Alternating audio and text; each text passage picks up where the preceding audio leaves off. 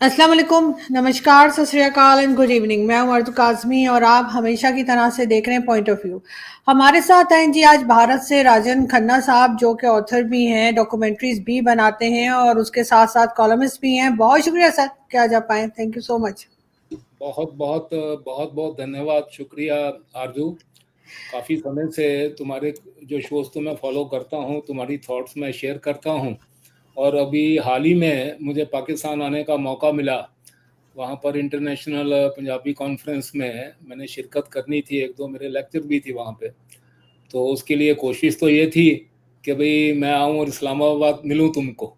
लेकिन मेरा वीज़ा जो था वो लाहौर के बाहर का नहीं था, इसलिए मिल नहीं सका। लेकिन उम्मीद करता हूँ कि अगली दफ़ा आऊँगा तो तुम्हें मिलने मैं इस्लामाबाद ज़रूर आऊँगा। ज़रूर सर, प्लीज़, आपका बहुत इंतज़ार रहेगा। मुझे तो इस बार भी लग रहा था कि शायद आपका वीज़ा जो है वो इस्लामाबाद के लिए भी हो जाए, क्योंकि साथ साथ ही हैं तो बहुत ज़्यादा डिस्टेंस नहीं है दोनों सिटीज़ में। लेकिन ये कि आप नहीं आ पाए, बट आई होप कि नेक्स्ट टाइम जब आप आएंगे तो डेफिनेटली आप जो है वो इस्लामाबाद भी आएंगे। मैं ज़रूर आऊँगा। अभी क्या था कि अभी जिसमें ये इंटरनेशनल पंजाबी कॉन्फ्रेंस में मेरे को एक सब्जेक्ट दो तीन दिए थे। एक उसमें सब्जेक्ट ये भी था, सर गंगाराम मेरे काफ़ी जो है ये करीब ये सब्जेक्ट रहा है कई कारणों से। और एक चीज़ की मुझे इत्तेफाक ये हो गया कि जिसके ऊपर मैंने बोला उसने जो काम लाहौर में किया था मुझे देखने का मौका भी मिल गया वहाँ पे। तो मैं पूरा माल रोड घूमा, मैंने मॉडल टाउन देखा, जो जो इमारतें उस वक़्त उन्होंने बनाई थी, वो सारी इमारतों को करीब से देखने का मौका मिला। तो जो चीज़ें नॉर्मली क्या होता है कि हम कोई टॉक करते हैं, जो कंक्लूड करते हैं ना, तो वो कंक्लूज़न जो है मैं पहले बता रहा हूँ कि सर गंगाराम जैसी शख्सियत यदि आज के टाइम पर होती, तो वो बहुत ही दोनों दोनों मुल्कों के लिए इस प्रकार के जो लोग हैं वो होना बड़ा बहुत ज़्यादा इम्पोर्टेंट है, जो समाज में भी अपनी कंट्रीब्यूशन करते हैं, इंडस्ट्री में करते हैं, फार्मिंग में करते हैं, हर चीज़ में उसकी कंट्रीब्यूशन थी। तो वो अपने समय से थोड़ा आगे चल रहे थे सर गंगाराम। 1851 में उनका जन्म हुआ। तो उनकी जो बैकग्राउंड ये थी कि उनके तो जो पेरेंट्स थे वो हमारा जो इस वक्त उत्तर प्रदेश प्रोविंस है, वो उस ज़माने में अंग्रेज़ के ज़माने में उसको यूनाइटेड प्रोविंस कहा जाता था। तो यूनाइटेड प्रोविंस के वेस्टर्न इलाके से उनके पेरेंट दौलत राम जी थे। और उन्होंने काम की तलाश में वो पंजाब चले गए और लाहौर के नज़दीक एक जगह मंगतावाला करके है, तो मंगतावाला में वो गए। वहाँ पर उनको नौकरी मिल गई पुलिस सब इंस्पेक्टर की, और अच्छा काम चल रहा था। तो उन्होंने उस वक़्त उधर ही 1851 में उनके घर में गंगाराम जो है वो पैदा होते हैं। और जिस प्रकार से कहा जाता है ना कि होनहार बिरवान के होत चीकने पात, तो बचपन से ही उनकी कुछ निशानियाँ ऐसी थीं कि जैसे माथे के ऊपर एक ऐसी लकीर थी कि जब ये उनके पिताजी दौलत राम जी जब उस वो गाँव में रहते थे मंगतावाला में, तो उन्होंने एक चीज़ डिसाइड की। हालाँकि ऐसा माना जाता है क्योंकि अंग्रेज़ के उस वक़्त तो सब इंस्पेक्टर काफ़ी अच्छी पोस्ट होती थी, तो उनको रहने के लिए तो कोई ऐसी बहुत ज़्यादा मुश्किल नहीं आई होगी, लेकिन उन्होंने रहने के लिए जगह चुनी एक गुरुद्वारा वहाँ पे। और वो गुरुद्वारे के अंदर वो गए तो वहाँ के जो बाईजी थे, उन्होंने जब ये लड़का पैदा होता है तो देख के कहा था, कहते हैं देखो ये लड़का को है जब बड़ा होगा तो बहुत बड़े काम करेगा, बड़ा नाम पैदा करेगा। तो इस इसमें ऐसा होता है कि जो ये ज्योतिष या नजूमियाती है वो सारी चीज़ें हैं ना, ये मेरा एक ऐसा पर्सनल सोचना है कि जब सेल्फलेस कोई बात करता है, आजकल तो पैसे के साथ में सब चलते हैं, पैसे दे देकर लोग ज्योतिष भविष्यवाणी करते हैं, जैसा चाहिए वैसा करते हैं। वो पैसे नहीं, उस ज़माने में ये था कि जो लोग हमने हिस्ट्री में भी पढ़ रखा है कि जब बुद्धा पैदा हुआ था उसके बारे में किस प्रकार की भविष्यवाणी हुई थी। तो ये सच तब होती हैं जब जो इसके बारे में भविष्यवाणी करता है वो इंसान सेल्फलेस होकर के करता है, वो पैसे के लालच में नहीं करता। तो चीज़ें होती भी हैं, तो उसके बारे में बात हो गई कि बड़े होकर के उसने नाम पैदा करना ही था। तो ऐसा होता है कि वहाँ पे कुछ डकैत होते हैं वो मंगतावाला के आसपास में, तो वो डकैतों के साथ में ये अपने दौलत राम जी का एनकाउंटर होता है। अब ये उनको गिरफ्तार करते हैं, लेकिन वो जो डकैत थे वो काफ़ी साहिब-ए-हैसियत थे। उन्होंने अपना इन्फ्लुएंस लगाया और इन्फ्लुएंस लगाकर इनको बहुत ज़्यादा उस वक़्त वहाँ पर प्रोसिक्यूशन का सामना करना पड़ा। तो दौलत राम जी डिसाइड ये करते हैं कि भी अच्छी भली पुलिस की नौकरी है, अब उस जमाने में तो आप पता ही है कि जब आजकल भी पुलिस वाला मिल जाता तो हम लोग सलामी ठोकते रहते हैं, तो उस जमाने में तो पुलिस वाले का तो रुतबा ही अलग ही होता था। तो उन्होंने नौकरी छोड़ कर के वो अमृतसर आ गए। अमृतसर आकर के तो क्या होता है कि एक उस जमाने में वसीका नवीस कहा जाता था कि क्योंकि कोर्ट की सारी जितनी भी कार्रवाइयाँ होती थी वो उसमें फारसी में हुआ करती थी। तो और ज़बान भी फारसी जो थी वो उनको उनके पिताजी को भी आती थी, और फिर उसने भी बच्चा छोटा था, मतलब इतना ज़हीन था, इतना प्रतिभाशाली था सर गंगाराम कि उसने 6 साल की उम्र में ही वो फारसी सीखी। और कैलीग्राफी इतनी बढ़िया, क्योंकि कोर्ट की जो बनती हैं सारी जो पेपर्स हैं, डॉक्यूमेंट्स हैं, तो उसमें कैलीग्राफी इतनी सुंदर वो वहाँ पर करता था कि लोग हैरान हो जाते थे कि इतना छोटा बच्चा 6 साल का कैसे ये सब काम करता है। तो वो अमृतसर में एक जगह है चौक लक्ष्मण सर उसको कहते हैं, वहाँ पर उनका मुकाम हुआ। उसके बाद में बड़ी मेहनत, मतलब लाला दौलत राम भी जो थे उन्होंने बड़ी मेहनत की, ये बच्चा भी साथ देता रहा। और फिर जब थोड़ा बड़ा हुआ तो इसको पढ़ने का मौका जो मिल गया लाहौर में। तो लाहौर उस वक़्त जो था वो एक सेंटर था, मतलब एजुकेशन का। आपको पता ही है कि उस ज़माने में तो जो बड़ी-बड़ी हस्तियाँ थीं, जो पूरे पंजाब की हस्तियाँ थीं, वो पढ़ने लाहौर आया करती थी। हमारी फ़िल्म इंडस्ट्री का सारे बंदे, देवानंद साहब देख लो, कि चोपड़ा ब्रदर देख लो, कि हालाँकि देवानंद तो गुरदासपुर के थे, लेकिन पढ़ने लाहौर आते थे। बल्ला सानी साहब रावलपिंडी के थे, लेकिन लाहौर पढ़ते थे।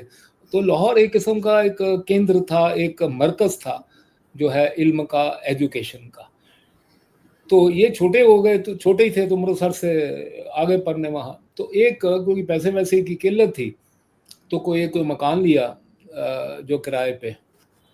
तो उसमें रूम था एक छोटा सा, और रूम के अंदर ही कुआं उस जमाने में जो होते थे, जो अपना टैप अरेंजमेंट है पानी का बहुत कम था। ज़्यादा करके पुरानी बस्तियों में, घरों में या मोहल्लों में कुएं हुआ करते थे, लोग वहीं से जाके पानी भर करके अपनी जो है वो ज़रूरत पूरी करते थे। तो घर में ही एक कमरे में ही कुआं था। तो किधर बाहर से आए थे, अंधेरा था, वो कुएं में गिर गए तो भी हाथ पैर मार रहे हैं। तो लेकिन ज़िंदगी की उम्मीद जो थी उस वक़्त, उसमें उन्होंने बाद में लिखा कि मैंने छोड़ दी थी। तो चिल्ला रहे हैं, चिल्लाते-चिल्लाते ना, तो कोई उनके वहाँ पर एक मुलाज़िम था जो वो पूरे जिनकी वो मकान था, जिस लैंडलॉर्ड का उसका मुलाज़िम था, वो बाहर कहीं दालान में था। तो उसने आवाज़ सुन ली, उसने आकर इनको निकाल दिया। निकालने के बाद में ये एक बात बड़ी काबिल गौर है कि उन्होंने एक चीज़ उस वक़्त सोची, उन्होंने लिखा बाद में, सर गंगाराम ने, कहता मेरे दिमाग में बात आई कि मैं तो मर गया था, ये मुझे दूसरी ज़िंदगी मिली है। तो इसका मतलब है कि मेरे को पैदा करने वाले ने, भगवान ने, मेरे रब ने मेरे लिए कुछ ऐसा सोच के रखा है कि जो मेरे को उन्होंने मेरे से कुछ करवाना है काम, कि मेरे को दूसरी ज़िंदगी जो बख्शी है। एक ज़िंदगी तो मैंने अपना सोच ही लिया था कि अभी मैं कुएं से बाहर नहीं निकल सकता हूँ, लेकिन मेरे को बाहर निकाला गया। तो ये इसके पीछे कुछ ना कुछ तो उसकी योजना, उसकी प्लानिंग, उसकी कुछ चीज़ है ऊपर वाले की। तो ये एक बात उन्होंने मन में तय कर ली कि नहीं, भी मैंने ज़िंदगी में कुछ करना है। तो उनका एक रिश्तेदार था वहाँ पर, एग्जीक्यूटिव इंजीनियर की पोस्ट होती थी, जो शहर का सबसे टॉप की जो पोस्ट होती थी आर्किटेक्चर में या प्लानिंग में, जिसमें सीवेज डिपार्टमेंट है, ड्रेनेज डिपार्टमेंट है, रोड डिपार्टमेंट है, उसका जो सुप्रीम अथॉरिटी थी वो एग्जीक्यूटिव इंजीनियर होता था। एग्जीक्यूटिव इंजीनियर के ऑफिस में उनका एक कोई रिश्तेदार था जो काम करता था। उसको मिलने के लिए वो वहाँ पर गए। एक दिन गए, गर्मी थी, बैठने की जगह नहीं थी, तो वो यंग लड़का, उसके दिमाग, उसको सामने जो चीज़ नज़र आएगी उस पे जाके बैठ गए। तो कुर्सी, जो एग्जीक्यूटिव इंजीनियर की कुर्सी खाली थी उस वक़्त पड़ी हुई, वो सर बाहर थे, तो उधर जाके बैठ गया। तो उसका रिश्तेदार आया जब, तो आकर के उसने कहा है कि तू है की कीता है, तो कुर्सी बहुत बड़े साहब दी है, तू बैठ गए थे आके, तू क्यों बैठ के, ये तो एक बड़ा मतलब साहब का है, तू तेरी हिम्मत कैसी हुई इसके ऊपर तू बैठ गया आके। तो कहता है कि उठ गए वहाँ से, लेकिन कहा कि इसी कुर्सी के ऊपर एक दिन मैं आकर के बैठूंगा। और बाद में वो उसी कुर्सी के ऊपर सर गंगाराम बैठे, और उन्होंने जो आज लाहौर की बहुत ही मतलब एक बढ़िया से एचिसन कॉलेज उनका बनाया हुआ है, जीपीओ वहाँ का उनका बनाया हुआ है। उन्होंने वहाँ पर जो भी वहाँ पर सर गंगाराम हॉस्पिटल, तो तमीर बहुत बाद में। सर हॉस्पिटल तो बहुत फेमस है। हाँ फेमस है, बहुत बाद में हुआ, लेकिन बाकी की सारी इमारतें उन्होंने जो है ना ये 19th सेंचुरी के जो था उसी के अंदर अंदर उन्होंने सारी तैयार करवा दी थी। ड्रेनेज सिस्टम वहाँ का, सीवेज सिस्टम, सारी सिस्टम जो थी उन्होंने वहाँ पर वो करवाया, और काम इतनी लगन से करते थे कि अंग्रेज ने बाद में यहाँ तक कि दिल्ली में वायसराय जो आज हमारा राष्ट्रपति भवन है उसमें कितनी एडिशंस करनी थी, क्योंकि वहाँ से आने वाले थे प्रिंस इंग्लैंड से। तो रात इनको इनके ऊपर इतना उनको इत्मीनान था कि ये रातों रात इनको कोई काम दे दिया जाए तो ये काम जो है वो इतना जल्दी पूरा कर देते हैं, और वो वहाँ पर भी एडिशंस उन्होंने अंग्रेज ने इनसे करवाई। फिर जब इनका नाम बहुत ज़्यादा हो गया तो ये इन्होंने महाराजा पटियाला उसने बुलाया इनको कि भैया तुमने बहुत ज़्यादा काम किया है लाहौर के आसपास के इलाकों में, तो तुम मेरा भी आकर पटियाला में जो है वो काफ़ी चीज़ें अभी पटियाला में आप देखेंगे ना तो पुराना जो राजमहल है उसमें की जड़ी नई एडिशन हुई है उसमें बहुत ज़्यादा सर गंगाराम का हाथ है।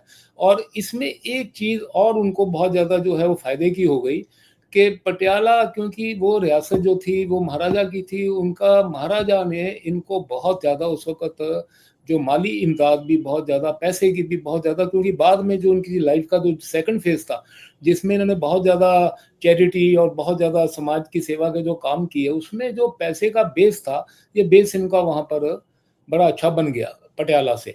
फिर बनारस हिंदू यूनिवर्सिटी मदन मोहन मालवीय जी ने शुरू करनी थी, इनका नाम वहाँ भी पहुँचा हुआ था, उन्होंने वहाँ भी इनको बुलाया कि आप आकर के आपकी जो है एडवाइस और कंसल्टेशन यहाँ भी दीजिए, तो वहाँ भी जाकर के उन्होंने बहुत अच्छा काम किया।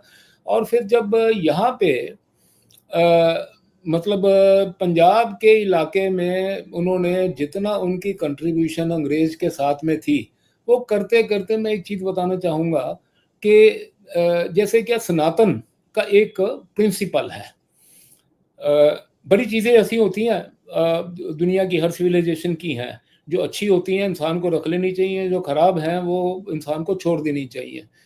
तो उसमें एक चीज़ बड़ी अच्छी है, वो सिद्धांत है, वो है 4 आश्रम है, जैसे पहले ब्रह्मचर्य है, 1 से 25 तक आप जो है एजुकेशन हासिल करते हो, 25 से 50 तक गृहस्थाश्रम है, आप गृहस्थ में रहते हो, 50 से 75 तक वानप्रस्थ है, और 75 से 100 तक संन्यास है। मैं बजाते खुद मेरे को सबसे ज़्यादा ये जो 50 से 75 वाला है ना, मैं इसका बहुत ज़्यादा जो है मशगूल हूँ। मैं इसको इसलिए अच्छा समझता हूँ कि पहले जो 2 मरहले हैं ज़िंदगी इंसान के, 1 से 25 और 25 से 50, वो तो अपने लिए हैं। ब्रह्मचर्य में वो अपने आप को एजुकेट करता है, 25 से 50 अपनों के लिए है, अपने परिवार, अपनी फैमिली, अपनी घर-बार, उसके लिए वो काम करता है। लेकिन 50 से 75 जो वानप्रस्थ है ना, वो शास्त्रों में लिखा गया है सनातन में कि ये आप समाज का काम करते हो, ये आप अपने लिए नहीं करते हो, क्योंकि आपने अपनी जितनी ड्यूटी थी आपके घर परिवार की तरफ आपने पूरी कर दी, बच्चों की शादियां हो गई और आपने ये काम समाज का करना है। इस सिद्धांत के ऊपर जो है ये सर गंगाराम जी ने काम किया। 1851 से पैदा हुए थे, जब बराबर 52 साल के हुए तो 1903 में उन्होंने अंग्रेज सरकार से कहा कि भाई अभी मुझे आप फारग करो, तो उन्होंने इस्तीफा दे दिया। और फिर वो एक पीरियड जो है वो इतना ज़बरदस्त उनकी लाइफ का शुरू हुआ है। पहले तो क्योंकि ब्रिलियंट इंजीनियर आर्किटेक्ट थे, उनका कंट्रीब्यूशन बहुत अच्छा रहा, लेकिन ये पीरियड में बहुत ज़्यादा इसके ऊपर गौर करने वाली बात है कि उन्होंने देखा कि गुर्बत बड़ी है पूरे इलाके में, तो भी ये गुर्बत का हम इलाज कैसे करें। तो कैनाल कॉलोनीज तो अंग्रेजों ने अपने तरीके से बनाई थी। अंग्रेज जो काम करते थे, अंग्रेज ने अगर हिंदुस्तान को रेलवे दी तो वो उसके पीछे भी अंग्रेज का एक बहुत बड़ा मोटिव था कि उनको अपनी तजारत के लिए, उनको अपने, उन्होंने वो उन्हीं इलाकों में जो है वो रेल का काम किया जहां से उनकी तजारतें होती थी या उनकी ट्रूप मूवमेंट होती थी या उन्होंने एडमिनिस्ट्रेशन को कंट्रोल करना है, गवर्नेंस पॉइंट ऑफ व्यू से उन्होंने क्या काम किया। ये बात बड़ी वाज़ा खुली है कि वो करेंगे भी वही, क्योंकि वो हमें कॉलोनाइज करने आए थे, वो यहाँ पर हमारे लिए कोई वेलफेयर स्टेट थोड़े खोलने आए थे, तो उन्होंने वही काम किया। इसी तरह कैनाल कॉलोनीज भी जो पंजाब में बनी ना, तो उसमें क्या हुआ, जैसे देखिए कि आप दोआब देख लो, आपका चनाब और जेहलम का दोआब है, ठीक है, उसके बाद में चनाब रावी का दोआब है। तो इसमें जहां जहां कैनाल कॉलोनीज हुई, उन्होंने वो जगह उनको ही अलॉट की जिनसे उनको उस वक्त कोई फायदे थे। तो अभी जैसे फर्स्ट वर्ल्ड वॉर के टाइम पर उनको रिक्रूटमेंट करनी थी, पंजाब से ही मेजर रिक्रूटमेंट हुई, तो जो वहाँ से रिक्रूट उन्होंने लोग किए थे, तो उनको बाद में जो है वो जगीरें वहाँ पर दे दी गई कैनाल कॉलोनीज के बीच में। तो लेकिन बहुत गुर्बत जो है ना, वो जो एक फैली हुई थी पूरे माशरे में, उसका कोई इलाज उन्होंने करना नहीं था, होना नहीं था। तो समाज के अंदर से लोगों ने पैदा होना था जिन्होंने अपने इलाज निकालने थे। तो उसमें से एक शख्सियत तो सर गंगाराम था ही, कि जो जिसकी बैकग्राउंड तो इंजीनियर की है, लेकिन वो बंदा एग्रीकल्चर कैसे बना कि जो लालपुर के पास में कुछ इलाका था जो नॉर्मल जिसकी हाइट थी, एक जैसे प्लेट्यू होता है ना, वो थोड़ी सी एक प्लेट्यू था, वहां तक जो पानी है नदियों का वो ऊंचा था, वहां तक पानी जाने का चांस नहीं था कुछ भी। तो इलाके बंजर था पूरे का पूरा इलाका करे। उसने एक तजवीज़ बनाई, एक प्लान बनाया, अंग्रेज को उसने वो प्लान दिया, कहता जी आप ये इलाका जो है ना, इसमें पहले उसको 3000 एकड़ अलॉट किया उन्होंने, बाद में 5000 एकड़ अलॉट किया। तो ये 8000 एकड़ जगह मुझे दे दो, मैं पानी जो है इसके ऊपर तक लेके जाऊंगा। अब इसमें से एक चीज सोचने की कि उसने एक मॉडल बनाया, एक टेम्पलेट बनाया, उसको फॉलो करना चाहिए था हिंदुस्तान में। बाद में गांधी से भी उसने गुफ्तगू की, मैं बताऊंगा इसके बारे में। तो पहले तो उसने जब ये सारा प्लान किया तो मसला सबसे बड़ा ये था कि पानी को ऊपर चढ़ाया कैसे जाए। तो वो इंग्लैंड ट्रेवल किया, वहाँ से अच्छे जो पंप सेट थे वो लाया। यहाँ पर एक उन्होंने जो है मेगावाट का एक पावर सेंटर भी जनरेशन का बनाया थर्मल के, ताकि इसमें से पावर जनरेट हो, फिर उसमें से पंपिंग करके पानी को जो है वो ऊंचाई तक लेके जा सके। जब वो काम हो गया तो वो इलाका जो गंगापुर गांव है आज भी पाकिस्तान में, तो वो गंगापुर जो गांव है ना, वो इतना बढ़िया, इतना फर्टाइल हो गया। तो सेकंड स्टेज के ऊपर उन्होंने एक चीज और करनी शुरू करी कि भैया हम तो ट्रेडिशनल किसानी है यहाँ पर, अपने भैया गेहूं बो लिया, कोई आया तो किसी इलाके में कपास बोली, किसी इलाके में उस वक्त चावल की खेती कम होती थी, तो किसी इलाके में हमने कोई सब्जियां। तो लेकिन किसान बेचारा गरीब का गरीब, मेहनत कश जो था वो गुर्बत में ही डूबा हुआ था। तो उन्होंने एक लेबोरेटरी बना दी। जो गंगापुर गांव था ये एक फार्मिंग टेक्नोलॉजी की लेबोरेटरी बन गई। वहां पर उन्होंने नई से नई जो है वो बीज उन्होंने बाहर से मंगाने शुरू किए। कभी ट्रेडिशनली गेहूं का ये बीज हम इस्तेमाल करते हैं, यदि ये दूसरे वाला अगर हम इस्तेमाल करें तो इससे उपज के ऊपर क्या फर्क पड़ेगा, कितनी इसकी क्वांटिटी हम बढ़ा सकते हैं। नहीं, लेकिन सर आप पाकिस्तान में लोगों से मिले, खासतौर पे लाहौर में जहाँ पे सारे काम उन्होंने किए पंजाब में, आपको लगा वहाँ के लोगों को एहसास है, पंजाब के, पाकिस्तान की पंजाब के लोगों को या लाहौर के लोगों को एहसास है कि उन्होंने इतना काम किया है? कोई याद रखता है, कोई रिस्पेक्ट है, कुछ है, या बस भूल गए सब लोग? अरजू, इस मुतल्लक मैं दो बातें कहूंगा कि कुछ लोग जो मुझे मिले उनको है, कुछ लोग जो मुझे मिले, लेकिन मैंने देखा है जो मेजॉरिटी है उनको नहीं है। कईयों तक बात पहुंच ही नहीं सकी, और कईयों तक पहुंच भी गई तो क्या हुआ है कि जो इन चीज़ों के ऊपर जो मजहबी रंग है ना वो चढ़ा दिया जाता है। तो वो सारी बात को जो है, जो अच्छे अच्छे लोग भी हैं, जो हमारे पुरखे थे जिन्होंने अच्छे काम किए, उनकी भी सारी अचीवमेंट को क्या होता है कि इस कॉन्टेक्स्ट में बताऊंगा। 1947 में जब डिवीजन हो गई तो सर गंगाराम हॉस्पिटल के बाहर ही उनका बुत लगा हुआ था, उनका एक स्टैचू था, लाइफ स्टैचू था। सआदत हसन मंटो साहब ने अपनी किताब में जिक्र किया, बड़ी फेमस है, सब लोगों ने सुना ही है ये। कहते हैं कि ना भीड़ इकट्ठी हो गई बहुत ज्यादा वहां पे। कहते हैं यार ये बुत है गंगाराम का, हिंदू है, तो इसको तो तोड़ो। कहते तोड़ने आई तो police law and order maintain करने के लिए आई, लाठीचार्ज किया उन्होंने। तो एक वहां पर फरद ऐसा था जिसको लाठी सिर पे लग गई, जख्मी हो गया, और लोगों ने कहा दवा दो, उसका खून जब बह रहा था, कहता यार लेके जाओ उसको जल्दी जल्दी गंगाराम हॉस्पिटल। तो जिस बंदे का वो बुत तोड़ रहे हैं उसी के हॉस्पिटल में उसको ले जाने की उस वक्त बात हो रही है। तो ये स्टोरी तो शुरू हुई 1947 से। उसके बाद में तो निगलेक्ट हो गया उनका, जो लाहौर में समाधि है वो नेग्लेक्टेड थी बिल्कुल ही, मतलब कुछ, और रह ही सही कसर 1992 में लोगों ने पूरी कर दी, जो थोड़ा बहुत बच गया तोड़ ताड़ दिया उन्होंने। अभी मैं जा नहीं सका वहां पे, लेकिन मैंने सुना है, फोटोग्राफ देखी है कि उनकी समाधि को वापस से मेंटेन किया गया है, और कुछ औकाफ के ट्रस्ट वाले कुछ वहां पर शायद काम वाम कर रहे हैं। मेरा ऐसा मानना है कि ये इन लोगों ने, जिन्होंने अपनी जिंदगी दी हुई है एक समाज के लिए, एक अपने इलाके के लिए, तो एक तहजीब के लिए, तो उनको उनको जो उनका एक ड्यू जो है वो उनको रिस्पेक्ट, उनको याद मिलना चाहिए। तो ये तो बात थी। बाकी दूसरी जो मैं बता रहा था कि एक चीज जो मैं वापस आ रहा हूँ गंगापुर गांव पे, तो उन्होंने वहां पे बहुत ज्यादा ये करना शुरू कर दिया, नवी नवी टेक्नोलॉजी, नवी नवी चीजें। और अच्छा, फिर उनकी बेटी ने एक बार उनको मिलने आना था वहां, तो जो नियरेस्ट स्टेशन था वो करीबन 5 किलोमीटर वहां से गंगापुर से दूर था। अब आए तो आने की सुविधा कोई नहीं, कुटांगा बैलगाड़ी, तो उसने आगे सबसे पहले तो अपने पिताजी को ये कंप्लेंट की कि आज तो कोई वहां से स्टेशन से आने का भी यहाँ पर कोई किसी प्रकार का साधन नहीं है। तो एक चीज उन्होंने उस वक्त डिवाइस की थी, स्पेशल रेल्स छोटी वाली उन्होंने बनवाई, और वो रेल्स बनवाई, और वहां के स्टेशन से गंगापुर गांव तक 5 किलोमीटर का लंबा बना, और उस पर जो गाड़ी चलनी थी वो घोड़े से खींची जानी थी। पहले तो लोगों ने, अंग्रेज ने भी मजाक उठाया है कि इतनी तुम 16 बंदे सोच रहे हो मैं इस पे लेके जाऊंगा, तो ये घोड़ा खींचेगा कैसे।